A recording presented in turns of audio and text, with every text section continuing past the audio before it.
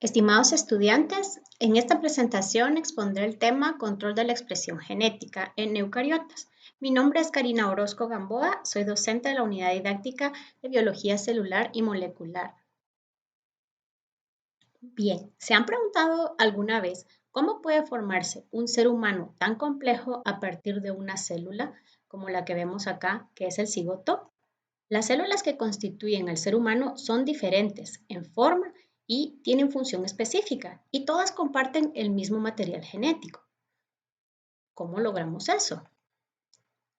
Los objetivos de esta presentación es explicar en un enunciado de manera clara y exacta qué significa expresión genética, nombrar los procesos implicados en ella, ubicar el sitio en donde se lleva a cabo la regulación de dichos procesos y distinguir los mecanismos que participan en esta regulación. Entonces, ¿qué es expresión genética? Es el proceso mediante el cual la información codificada en un segmento de ADN denominado gen se utiliza para dirigir la síntesis de una proteína.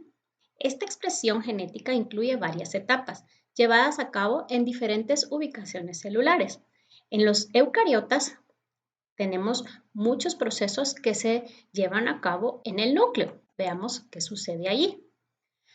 Allí incluyen mecanismos de control epigenético. Los principales son la metilación del ADN, que implica agregarles grupo metilo a las bases nitrogenadas citosina. Esto tiene como consecuencia que el ADN no se transcriba o esté inactivo la transcripción del gen. Por otro lado, el mecanismo que implica la modificación de las proteínas sobre las cuales el ADN se enrolla, que se denominan histonas, este promueve la transcripción. Todas estas modificaciones en la cromatina van a permitir que nuestro ADN esté estirado, digámoslo así, para permitir la transcripción. Y la importancia de estos mecanismos es que son afectados por los cambios que ocurren en el desarrollo intrauterino, la exposición que tenemos a radiación o a productos químicos, el envejecimiento, la dieta y el ejercicio. Cuando ya tenemos el ADN disponible para que lleguen todos los elementos de la transcripción, puede ocurrir este proceso. Pero también acá se lleva a cabo un control. La transcripción se realiza en 3 pasos: iniciación, elongación y terminación. Cada uno de ellos es sujeto a control, pero el más importante es la iniciación. Acá participan elementos de control cis y elementos de control trans. La diferencia es que los elementos de control cis son secuencias de nuestro ADN.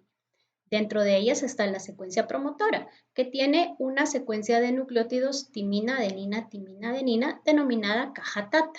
Este es el promotor que está muy cercano al sitio donde debe iniciar el proceso de transcripción. Sin embargo, hay otras secuencias que no están tan cercanas al sitio de inicio de la transcripción.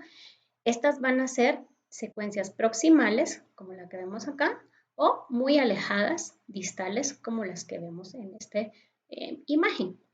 Estas secuencias pueden tener función de potenciadoras de la transcripción, denominadas enhancers, o pueden ser, al contrario, que repriman la transcripción, denominadas silencers. A estas secuencias de control proximal y distal y a las secuencias promotoras se unirán los elementos de control trans, que son proteínas denominadas factores de transcripción. Los factores de transcripción generales son los que se unen a la enzima encargada de la transcripción, que es la ARN polimerasa, y ellos se ubican junto con la ARN polimerasa en la secuencia promotora. Por otro lado, los factores de transcripción específicos o reguladores se unirán a las secuencias de control proximal o a las secuencias de control distal. Si estos factores son activadores, se unirán a las secuencias enhancers, y si son represores, se unirán a las secuencias silencers. Esto va a permitir el proceso de transcripción.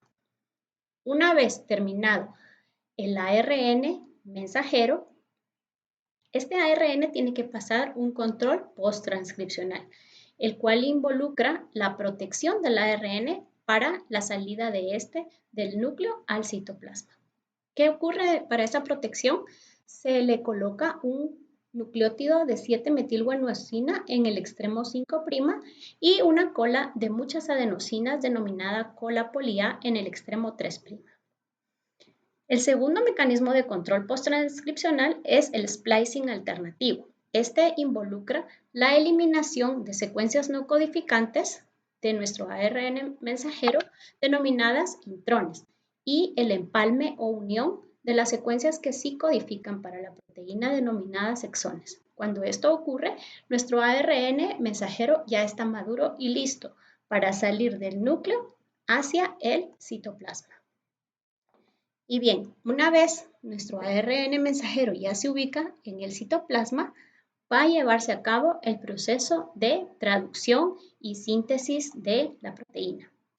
Otra vez, también se lleva a cabo un control durante la traducción. El paso inicial de la traducción o la iniciación es el que sufre más control y para ello se van a requerir múltiples proteínas como los factores de inicio de la traducción, las subunidades ribosomales menor y mayor. Si alguno de estos factores de inicio de la traducción no se encuentra disponible, pues la traducción no ocurre. Otro de los mecanismos de control traduccional implica la longevidad o duración del ARN mensajero en el citoplasma. Esto es regulado por microARNs o ARNs muy pequeños y exonucleasas. Si estos microARNs reconocen al ARN mensajero, se pueden aparear con él, lo pueden cortar o pueden evitar la traducción. Y por último, dentro del control traduccional tenemos también que la proteína puede ser necesaria que se sintetice en el retículo y por ello lleva un péptido señal reconocido por una partícula de reconocimiento de señal que lo permite su translocación al retículo. En el retículo endoplásmico rugoso puede la proteína terminar de sintetizarse, pero también sufrir modificaciones posttraduccionales, y no solamente en el retículo endoplásmico rugoso, sino que también en el complejo de Golgi. Allí van a adquirir su estructura nativa o conformación nativa mediante un plegamiento y procesamiento por modificaciones químicas. Si esta proteína se ubiquitina con pequeños péptidos, es marcada para ser degradada en los proteosomas, lo cual permite el reciclado de los aminoácidos. En conclusión, la expresión genética es el proceso mediante el cual la información codificada en un gen se usa para dirigir la síntesis de una proteína.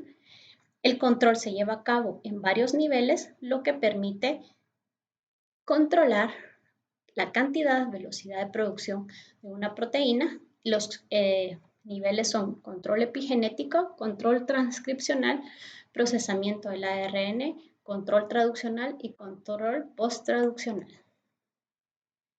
Si tienen preguntas, pueden consultarlas el día de nuestra videoconferencia. Muchas gracias.